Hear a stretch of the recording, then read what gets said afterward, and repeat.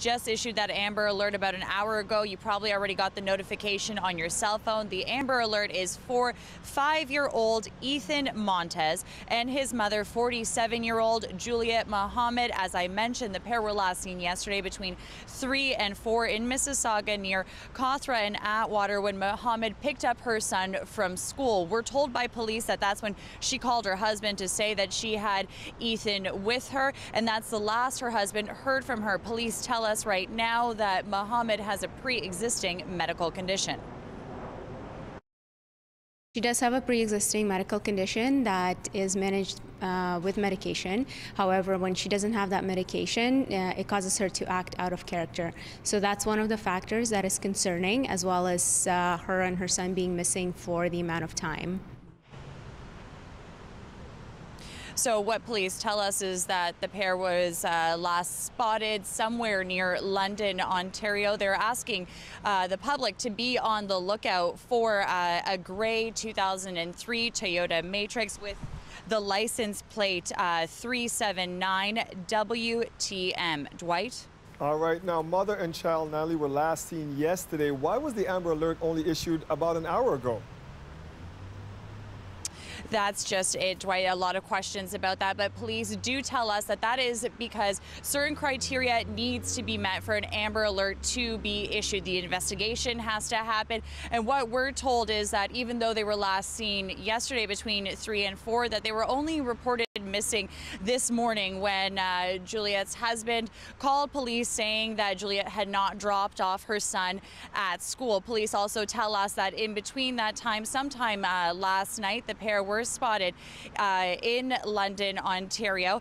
And another reason for an Amber Alert to be issued is that the child there needs to be some sort of danger. Police need to believe that the child could possibly be in danger. So what we're being told right now is police have reason to believe that Ethan could be in danger given his mother's pre-existing medical condition. Dwight?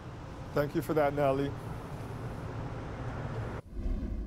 So you just have to rewrite it into your own words, and that avoids any issues with plagiarism. They'll write an essay for you, and it's totally legal. We're about to take you inside the world of what's known as contract cheating. The flyers are all over campuses this time of year, ads offering custom written academic papers for a fee, and experts say business is booming for these companies. Nick Bovere has been looking into all of this for us. He joins us live now. So, Nick, how easy is it to buy one of these papers? Well, Dwight, if you've seen any of the flyers or ads around campuses right now, it is apparently very easy, quick, convenient to buy these. So we went and tested that out and found that it's actually true. It is pretty easy. This is an 8-page, third-year nursing paper from Ryerson University. This is a real assignment that this was created for, and we ordered this just a little over a week ago from a company right here in the city. We went undercover with some hidden cameras to their storefront. Here's some of what we found. Is this your first time? Yeah. Okay, have a seat. I'll be right with you. Inside one of Toronto's only brick-and-mortar essay shops, the pitch starts with a warning. Everything we do is for research purposes, just so you understand. So when you get the paper, you have to use it for its intended purposes. Not long after, they lay out what you can really do with that research paper. Experts call it contract cheating. So you just take it and paraphrase it into your own words. That eliminates any issues with plagiarism, because you're not handing the actual version the writer provided to you. CBC Toronto eventually paid $226 for a paper from the company. Seasoned nursing professors were startled by it. What were your impressions when you saw this paper for the first time? It was very disturbing to me, because I would expect to see this paper.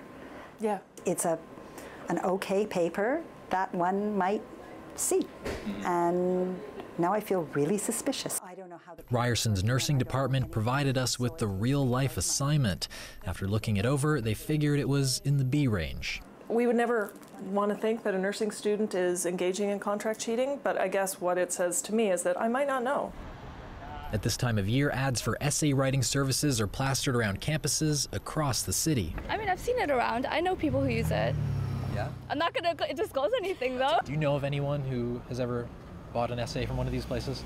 No, I mean, sometimes friends joke about that, but you never really know if they're for real or not. Experts say it's impossible to say exactly how many students buy essays, but self-reported studies suggest it could be above 5%. There's a worry that number is rising and that essay writing companies are getting bolder. They will go so far as to say that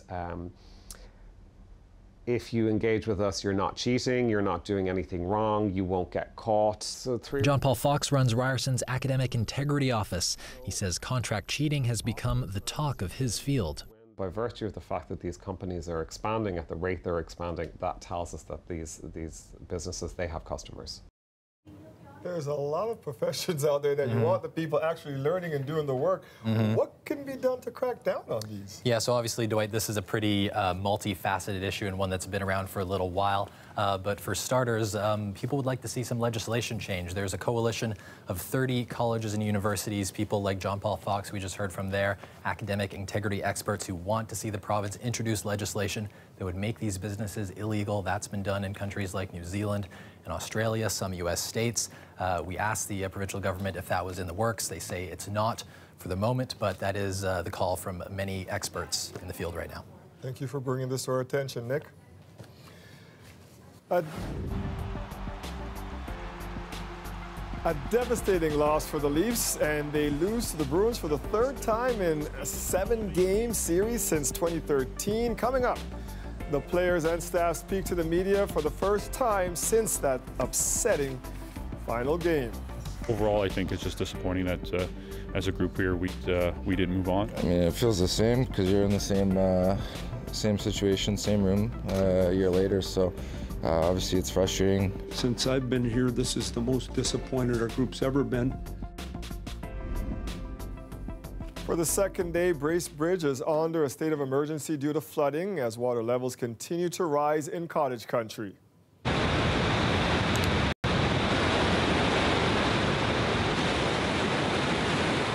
Two nearby lakes drain into the river that runs through the town. Both of them are at capacity and can't take on more water. This doesn't bode well for tomorrow when more rain is expected. The last time the area saw flooding like this was back in 2013. This is an event that's still going as strong as it was yesterday. Water levels remain very, very high, in some places mildly exceeding 2013 levels. And there is weather in the forecast that is not promising. Power is out for most of the residents, some saying they have been told it would be early May before it was restored. There's also a water advisory, although officials went door to door yesterday urging people to leave. Many residents say they are going to ride it out at home. Everybody's very worried about if they have a basement, especially getting flooded. And the road is, as you can see, is very flooded, and it's up to your waist on the road. Usually it doesn't get that. Usually it's up to your knees for the last 5 years, but before 2013 it was about the same as it is now, I believe. The other day my wife was on the deck and a beaver swam right up next to the deck, like within 10 feet of her. And the ducks are always swimming right up in the front yard. Environment Canada has issued a rainfall warning to the area. Let's bring in Colette now. How much rain are we talking about, Colette? Yeah, this is not good news, Dwight. We're looking at some significant rain between what's going to come in overnight tonight, fall through the day on Friday, and then Friday night into Saturday morning. And yesterday I was mentioning Huntsville, another area, and of course we're seeing now they're into problems too. That was vulnerable, and they're also going to be seeing this kind of rain. So you see the areas outlined in green all through those Bracebridge areas we're talking about, but the amounts, 30 to 50 millimeters possible. So locally, some areas could pick up as much as 50 when you put it all together. Now, the system's only coming in and starting overnight tonight, but it will fill in. So it'll start as some light showers, then get heavier. So tomorrow morning's rush is going to be a little bit nasty. It's going to be somewhat cold rain, as well as into the afternoon. The winds are going to pick up from the northwest, and they're going to be gusty, gusting to 50, 60 kilometers an hour. As you look towards the evening hours, GTA is starting to clear out. So, okay, that's looking a little bit better. But our friends to the north in these areas that are in trouble, especially some of these low-lying areas, if you get another 40 to 50 millimeters, are going to see some nasty flooding. On the backside, too, add insult to injury, there may be, this would be into Saturday morning, some flurries to come as well as the temperature falls off. Now, I want to show you one projection here of what we're talking about in terms of rainfall accumulation. It's showing Parry Sound getting somewhere, this is just into early Saturday morning, just under 30 millimeters, but Huntsville closer to 40, and as I say, it's some of these local areas where it may be closer to that 50 mark. And by the way, Toronto, we may see 25, 30 millimeters of rainfall through here. So overnight tonight, it develops after midnight. I'm thinking closer to that 2, 3 a.m., and then it's going to become heavier. And as we get into that morning commute, that's where it's going to slow you down. 6 degrees for the overnight, so at least it's going to be mild. That's one positive thing I can say. Look at those winds. They're going to shift from the northeast to the northwest tomorrow afternoon, so sometimes that rain is going to be going sideways as it comes down, but it will be improving for the GTA into the afternoon, the high 12 degrees. Dwight. Thanks, Colette. You're welcome. So we have flooding in cottage country, Quebec, and eastern Canada. Authorities in upstate New York have issued flood warnings as well. Usually when we're surrounded by flood emergencies, we have problems too. Let's go live to Ali Chiasson, who's at the Toronto Ferry Terminal. Ali, we saw flooding on the islands just a couple of years ago. You were over there today. How's it looking? Well, Dwight, the Toronto Harbor is safe for now. The water is at a seasonal high level at the moment. Dwight, when we have these flood warnings, as you said, all around us, you can imagine that the residents of Toronto Island are watching this water line pretty nervously, and they are hoping that we do not see a repeat of the flood of 2017. Do you like this gig?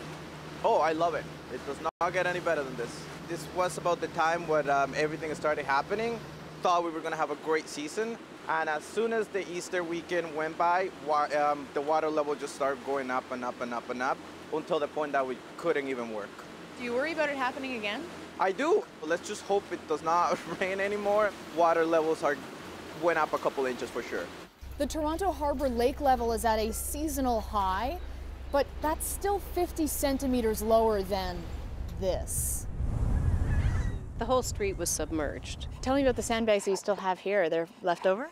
Yeah, well, we don't want to, jump the gun and take them away too soon. Looking out on the water, what's your sense of where the level is now? It's high, but I'm hopeful that it's going to, balance out, and that if we get some dry weather in May, the level will stay at its normal. You don't think it's going to be 2017 again?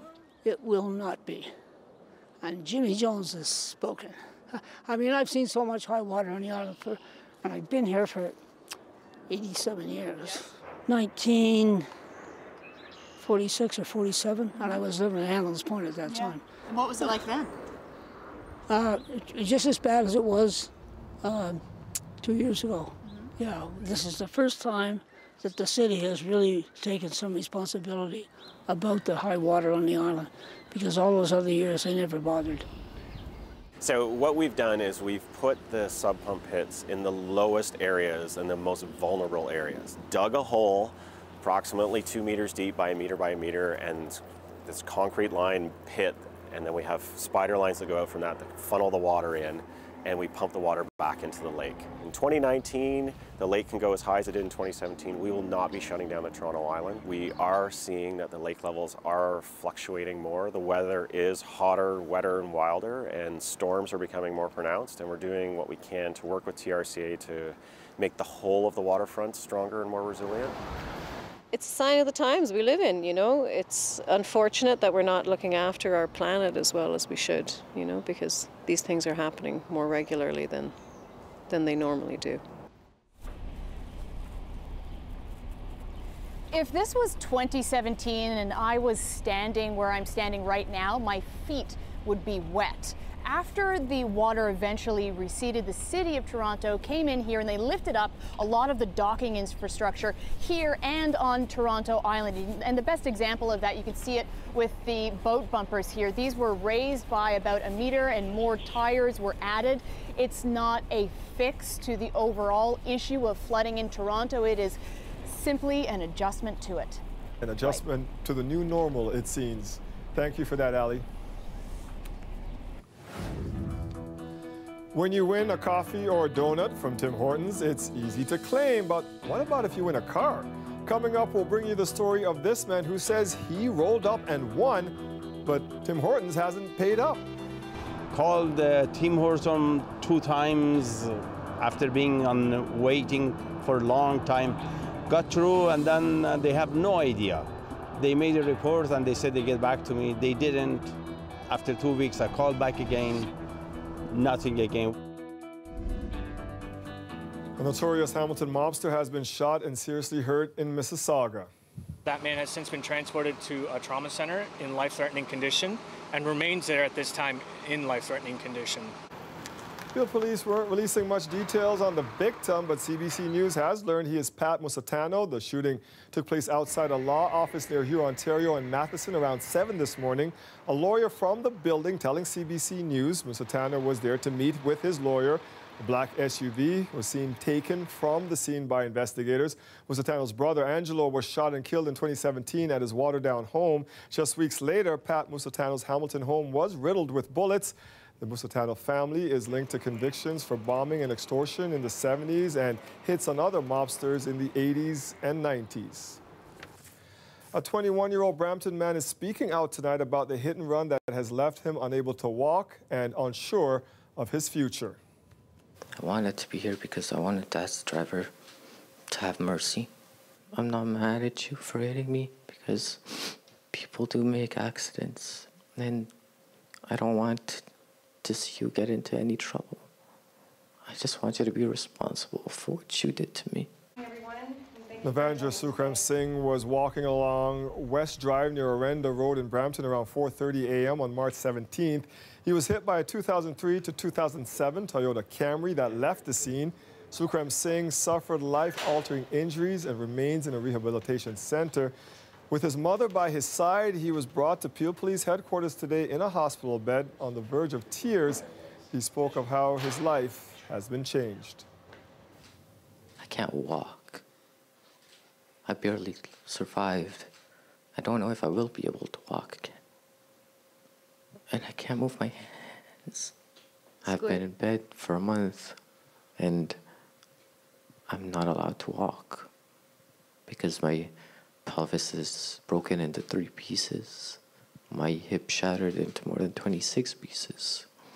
I can breathe, but I can't breathe deeply because there was a hole in my lung. And my liver was bleeding. And my nerves are damaged due to my neck. I have no feelings in my feet, but I can move them. I have a picture of a screw going across my back. A screw that's the only thing that's keeping me together. Like broken toys. Sukram Singh, who was returning home from a St. Patrick's Day party when he was hit, thanked a driver who did stop to help that night. Today, police talked about the painstaking search for the Corolla that left the scene. Sukram Singh's mother spoke about the guilt she now carries. I know my son says that he forgive and he don't hold anybody in mind. But for me, I am angry because as a mother, I promised my kids that I would protect them. I would always be there for them. We have done a Ministry of Transportation search of registered Toyota Corollas in just the Brampton area, and we're well into the thousands. It's kind of akin to looking for a needle in a pile of needles. We're looking for a particular Toyota Corolla, and that's why we need the public's assistance. Police say it is possible the driver wasn't aware that they struck someone.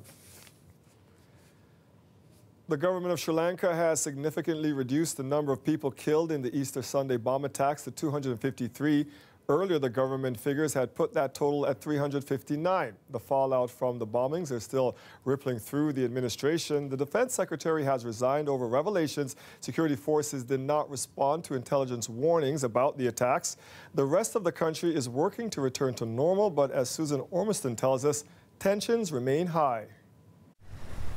I'm standing outside the Kingsbury Hotel, a luxury hotel here in Colombo, one of the 3 that was hit last Sunday, and they are trying to reopen their doors tomorrow to paying customers. They say it's important to move on, to have confidence, to attract tourists back to Sri Lanka. That's going to be a heavy lift. Even the general manager acknowledged that tourism has taken a big hit here, as the capital is jittery still. There was a road closure going out to the airport. The central bank building was surrounded for a period of time this morning. As fresh threats emerge and authorities respond, neither of those turned out to be anything, but clearly the anxiety level is high. There are checkpoints around the city. Many Army personnel are posted on the roads, making sure to check everyone coming in and out of important places like these luxury hotels. As for the investigation, more people detained overnight, again over 70 now, and thousands of people following up on those leads. The government, though, is under pressure for not paying enough attention to intelligence tips from the Indian government, the Indian intelligence agency, that there may be targeted attacks on churches and hotels. Some of those reports came in at the beginning of this month, some as far back as a few months ago, but they were not widely circulated to the highest levels of government, and it now acknowledges there was a massive security breach. All that to be investigated as it continues here in Sri Lanka. Susan Ormiston, CBC News, Colombo. This man, who rolled up the rim and won a Jeep, says Tim Hortons gave him the runaround. I'm Makta Gebrselassie. I'll have that story coming up. The weather update is brought to you by Train Extreme Conditions Testing. It's hard to stop a train, really hard. Train, the most reliable heating and cooling brand.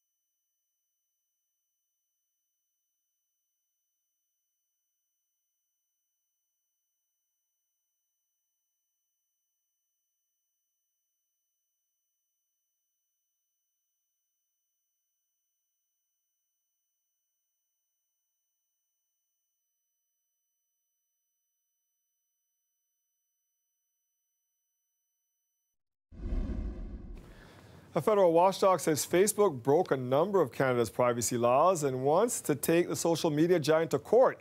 The report out today follows an investigation launched after the Cambridge Analytica scandal. My office plans to take the matter to federal court to seek an order to force Facebook to correct its privacy practices. My office will support Commissioner Therrien's federal court application while reserving our right to make further orders against Facebook for its actions if it's deemed appropriate in the future. The report says Facebook failed to be accountable for the user data under its control. It concluded a lack of safeguards let an outside company access the personal information of millions of users without what it called meaningful consent. The federal watchdog wants financial penalties and stronger laws. They say Facebook's promises to improve privacy haven't led to meaningful changes, and both officials revealed neither of them has a personal Facebook account. They're going to need more podiums in the U.S. Democratic primary. Today, Joe Biden became the 20th candidate for the party's nomination to be president, and it would appear from opinion polls his arrival is welcomed by many. Ellen Morrow has the story.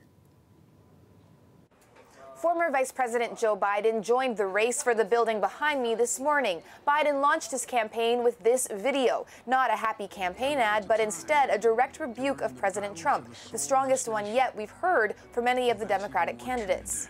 We are in the battle for the soul of this nation. Much of the video is built around the August 2017 white supremacist rally in Charlottesville, Virginia, with Biden criticizing the president's response. Trump said there were very fine people on both sides. And in that moment, I knew the threat to this nation was unlike any I had ever seen in my lifetime. President Trump hit back this morning in a tweet calling Biden Sleepy Joe, whose intelligence has long been in doubt. The former vice president became one of the frontrunners immediately upon entering the race, but it's a crowded Democratic field. There are nearly 24 candidates swinging from the far left with Democratic Socialist Bernie Sanders to the centrist Joe Biden. Those centrist views and working class appeal could work in Biden's favor should he win the nomination in helping him woo voters away from President Trump. But Biden will have to bring more left-wing Democrats on side. The question is he progressive enough to be their nominee? Ellen Morrow, CBC News, Washington.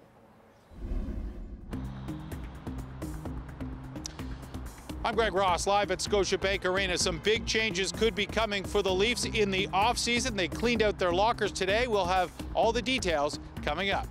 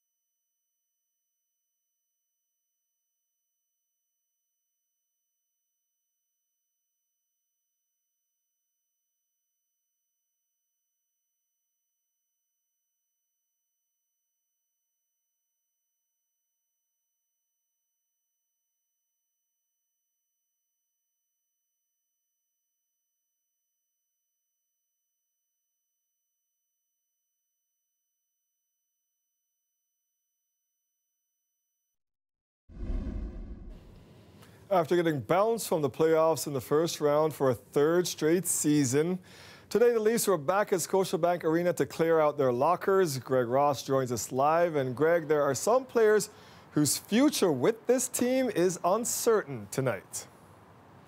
Absolutely, Dwight. One thing we do know for sure is that there could be some huge changes to this roster in the offseason. There are a number of players that could be on their way out. There are some that are still looking to sign new contracts with the Leafs. And we're already talking about this, the business side of things, just 2 days after the Leafs lost Game 7 to the Boston Bruins. Obviously, it's a sour taste. It takes quite a bit of time to kind of get over it. Marner in front, score! Austin Matthews will have a long summer to get over the Leafs' early exit from the playoffs, and so will fans. For many, disappointment has turned to frustration, and they're looking for someone to blame. So you blame the coach? A little bit. I mean, even if Leafs vlogger Steve Dangle Glynn says many fans are second-guessing decisions made by Mike Babcock in the Leafs' first-round series against Boston. Has this guy grown as a coach, as a member of the Toronto Maple Leafs? I'm not so sure. I'm seeing the same mistakes over and over again. It's interesting. There's 23 coaches sitting at home today thinking they should have done something different. Babcock still has 4 years remaining on a $50 million contract. But when asked about his coach's future today, General Manager Kyle Dubas said this. I wouldn't give any guarantee to anybody in our whole organization, starting with me. And we'll do what we think is best, and we'll let you know when we know, but that's my expectation. Assessing his coach is just one of a number of tasks facing Dubas in the offseason. Shot tipped off the post. At the top of that list is signing restricted free agent Mitch Marner. I want to be here, I want to play for this team.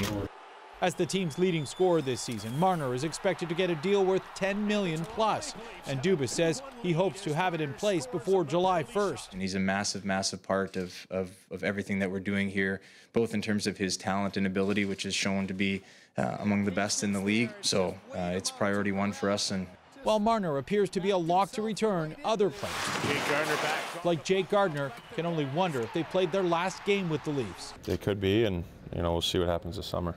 After 9 seasons with the team, Gardner is set to become a free agent, as is 38-year-old Ron Hainsey, who had no interest in talking about his future. Even if I had a plan, I wouldn't tell you what it was. Zach Hyman does have a plan. After learning he has a torn ACL, Hyman will have surgery next week and will spend the summer recovering. I have a goal and a set date to kind of try to get back for, and we'll see. Yeah, Hyman says he hopes to be back for the start of next season. As for the rest of the roster, well, General Manager Kyle Dubas may have to look to his minor league system to fill some of those holes. And he's going to get a great opportunity, Dwight, to have a good long look at the Marlies because they're still in the postseason. The defending Calder Cup champions actually are just getting set to start their second round. I like Coach, but then I like Dwayne Casey too, and he's gone. Thanks, Greg. One man has racked up a huge number of charges in connection with stolen goods at LCBO stores in the city. Earlier this month, the 56-year-old is alleged to have walked into a store in the city's West End near Humber Bay. He took an item off the shelf and left without paying. Police say a series of thefts just like this are believed to have been committed by the same man, totaling over $38,000 in stolen product. The Toronto man is facing 58 charges, including 56 counts of theft under $5,000. Police say brazen thefts at LCBO stores like this one caught on camera earlier this year have become an escalating problem. Every spring, roll up the rim to win at Tim Hortons comes and goes. Many grab coffee after coffee, hoping to win the top prize, a Jeep. One Richmond Hill man says he did win, but the Jeep never arrived. He's now asking Tim's, where's my car? Magna Selassie has the story. Yes, it's time to roll up the rim to win. For years, every year, you see the commercials. At some point, most people win something. Masood Gurmani has won before. Yes, free coffee, free donut, things like that. But this time it was a Jeep. This time was the big one, it was a Jeep. He won the big prize after buying a coffee here in Markham on March 5th. Bought a small coffee, went back to my office, opened it up, and then there was a Jeep in it. So, very happy, came back to here, and people inside, they were very happy. I called my family, my son, because 2 days before that day we were looking to buy a car for him. So I said, we don't have to buy a car for you anymore. He took this picture with his winning cup. He filled out the form that was required and mailed both to Tim Hortons using registered mail. A call from Tim Hortons never came. He called them, filed a report, and emailed them, and still nothing. I was thinking that maybe it's just a joke because some people say it's not true. We reached out to Tim Hortons to find out what was the holdup, and we did get a response. It seems that the form that was submitted by this individual had a digit that could be interpreted as either a 9 or a 4, and we were using the wrong number previously. I have very clearly phone numbers over there, email over there, and I've called them 2 times.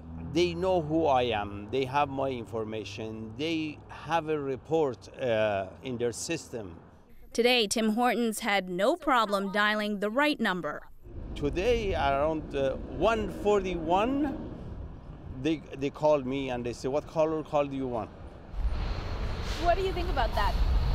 That's power of CBC, I guess. He picked the color black. And in the meantime, Tim Hortons says it's doing everything it can to make this right and to make sure he gets that Jeep as soon as possible. Magda Gebrselassie, CBC News, Markham. One person suffered serious burns after an early morning fire at a Mississauga high-rise. When crews arrived around 2 this morning, they found a 10th-floor unit fully engulfed in flames. The building is located on Sheridan Park Drive near Erin Mills Parkway. One person in that unit was taken to hospital with facial burns and smoke inhalation. There's no word yet on what started the fire.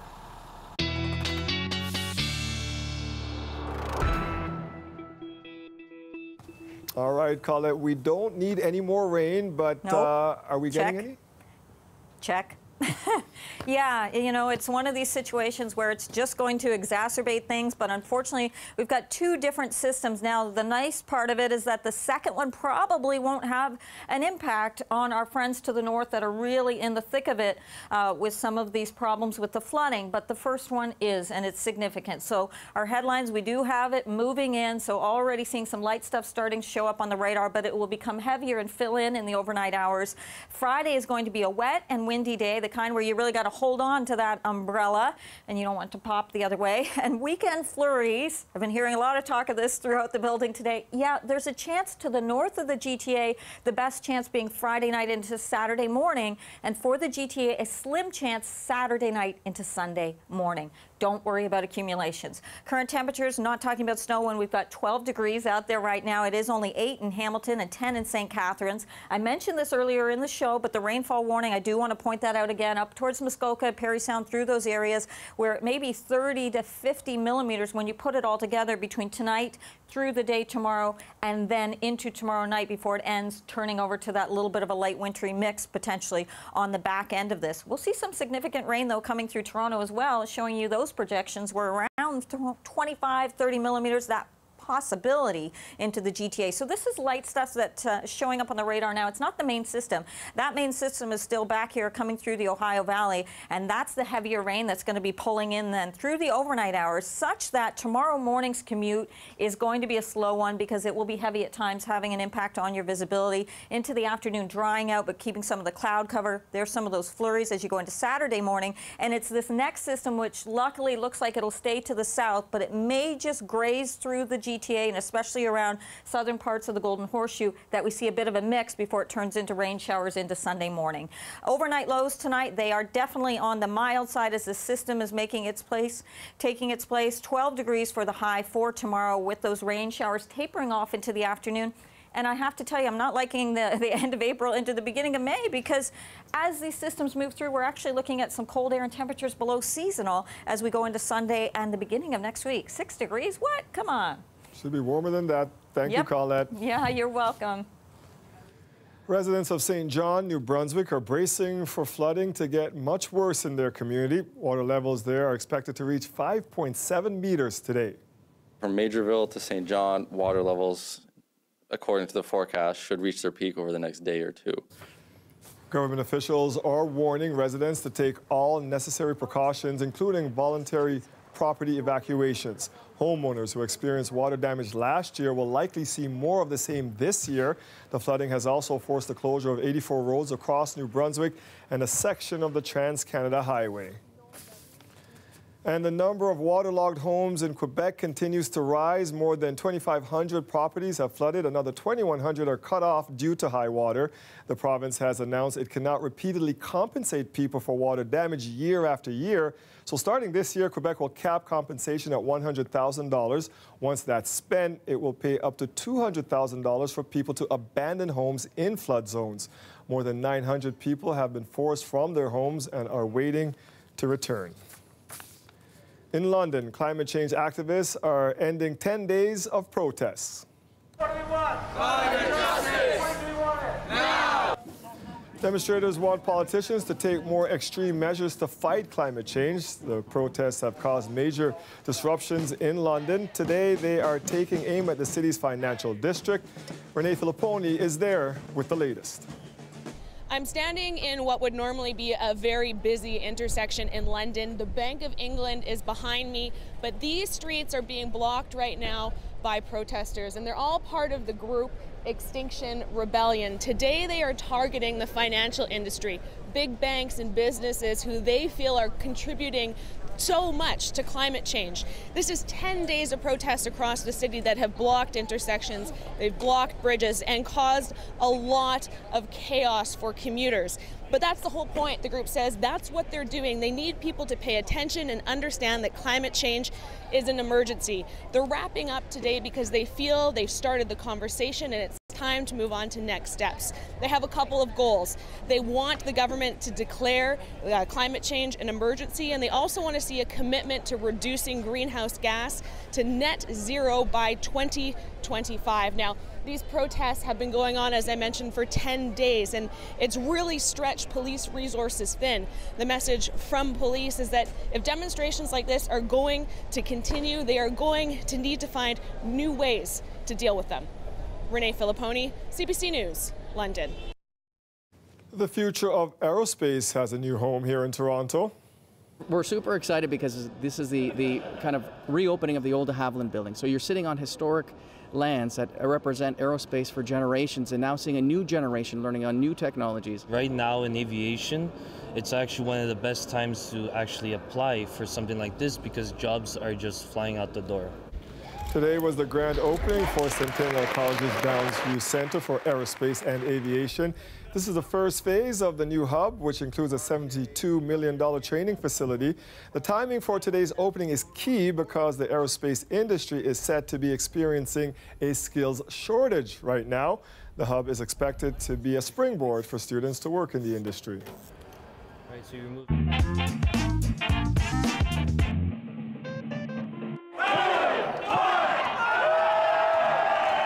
It was the end of an era this week in 1997. April 23rd of that year saw the final stock trade in Toronto that didn't use a computer. 100 Bell at 64.25. Sold you 100 Bell at 64.25. Ted England made the final buy, 100 shares of Bell Canada. I'm sure when I walk out the door a half an hour from now, it's going to be a very sad time. After 145 years, the Toronto Stock Exchange closed its traditional trading floor. No more hand signals and yelling. I used to sit back and have, 10 people yell at me, and I used to love it. Computers would handle the buying and selling of shares cheaper and faster.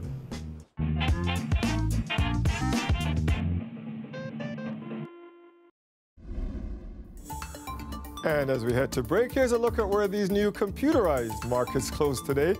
Stay with us. We'll be right back.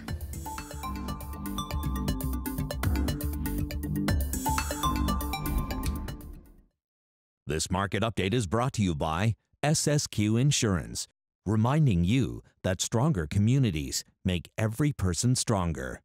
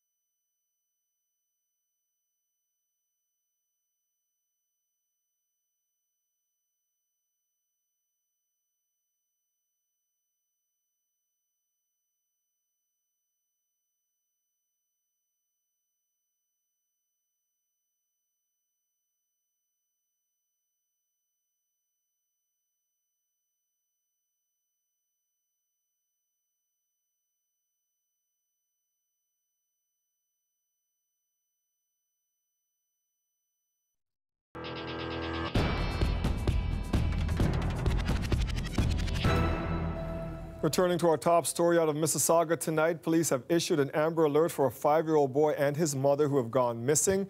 Peel police are searching for 5-year-old Ethan Montez and his mother, 47-year-old Juliet Mohammed. They were reported missing by Ethan's father this morning. He last saw them when they left for school yesterday. Police confirmed that Ethan was dropped off at school near Cawthra and Atwater and was picked up by his mother between 3 and 4 that afternoon. He was last seen wearing Batman pajamas. His mother was last seen wearing black leggings, black boots with fur, and a blue shirt with a brown coat. Now, his mother uses prescription medication which, if not used, will cause her to act out of character. They are possibly driving a 4-door 2003 Toyota Matrix with Ontario plates 379 WTM. Police say they have reliable information that the pair was spotted in London, Ontario last night. Russian President Vladimir Putin and North Korean leader Kim Jong-un held a closely watched summit today. It was their first meeting in Vladivostok on Russia's Pacific coast. There were no official agreements announced, but they did commit to improving relations between the two countries. Chris Brown has more now from Moscow. We saw a lot of toasts, a lot of handshakes, a lot of smiles today between Vladimir Putin and Kim Jong-un. What we did not see, though, was any kind of a statement or any kind of agreement on exactly what this summit accomplished.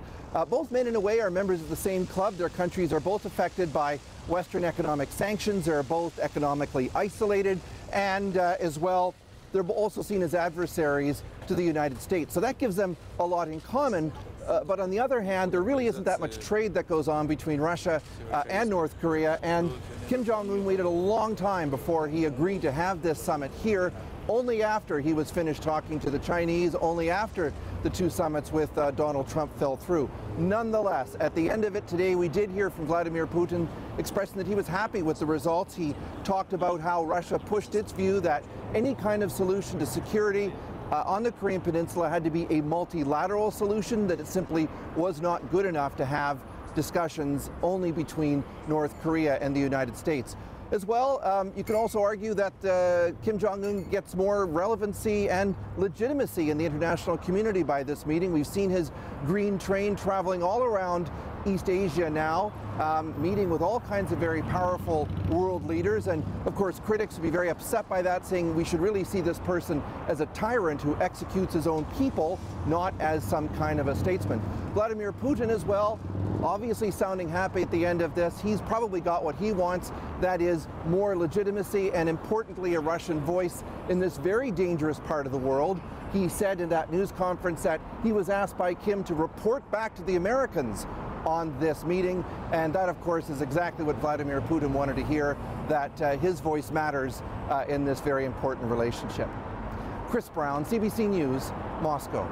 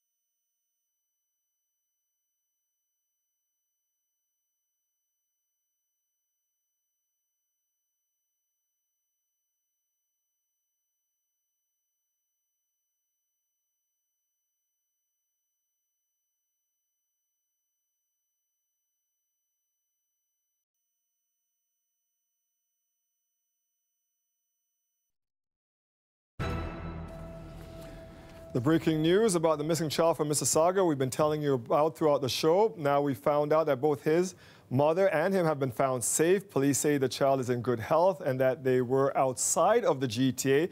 Peel Police say they were found as a direct result of the Amber Alert we've been telling you about all of this newscast. It was issued earlier this afternoon. It's opening night at Hot Docs. Over the next 10 days, more than 200 films from 56 countries will be showcased. Tashana Reed joins us from the Ted Rogers Cinema now. And Tashana, this year's festival kicks off with a story a lot of our viewers may be familiar with. That's right, Dwight. I mean, Hot Docs is all about showcasing the best documentaries across the globe, but what will be opening the festival tonight will be a story, a Canadian story that many people will remember, and that is the case of Colton Boushie. He is a young Cree man who was shot and killed in 2016, and that is the focus, or at least where the story begins for this particular documentary, We Will Stand Up. It's the opening night film. It is also the first time an Indigenous filmmaker will be at the helm of the opening night film, and that filmmaker is Tasha Hubbard, and she joins me here now. Tasha, congratulations. Such an important story, but tell us a bit more about what your documentary will be sharing with audiences. Yeah, so the film is really a deep look at the case, but also how it fits into an ongoing history of colonialism in Canada, but it's also a personal story. It's my own story of, as a mother, as someone who is Cree, but also adopted into a farm family. And then most importantly, it gives the family space and time to speak to what it's been like for them to go through such a terrible process in a system that's really not designed for them.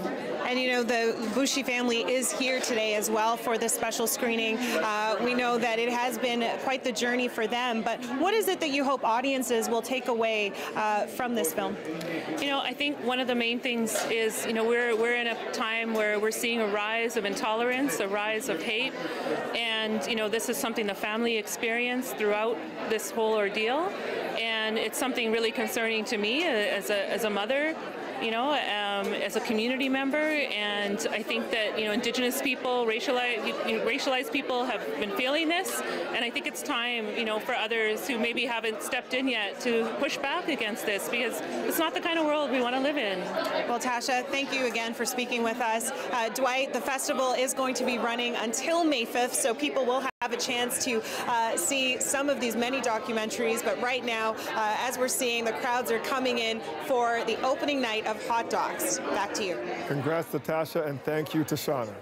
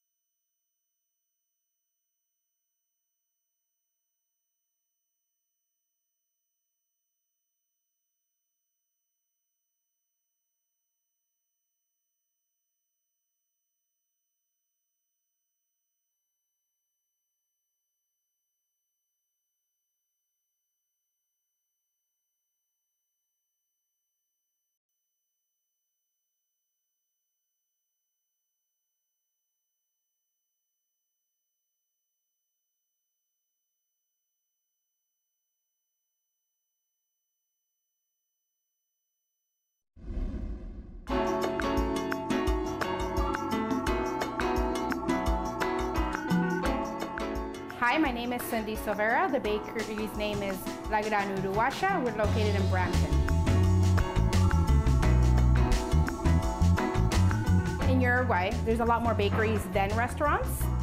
So we figured because it's such a traditional thing when it comes down to breads and bizcochos and alfajores and empanadas, it would be the best thing, and that's where my passion is.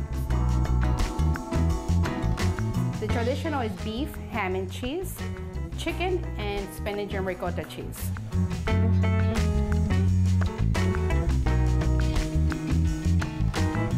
The beef is just ground beef.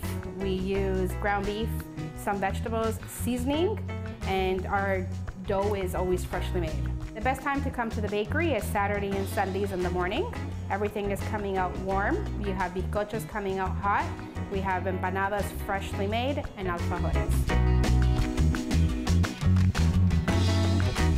And if you weren't hungry before, I do love me some empanadas. We could talk about that all day. Let's talk about what we can expect tomorrow. Yeah, I wish I could smell them right now, Yes. and I almost can.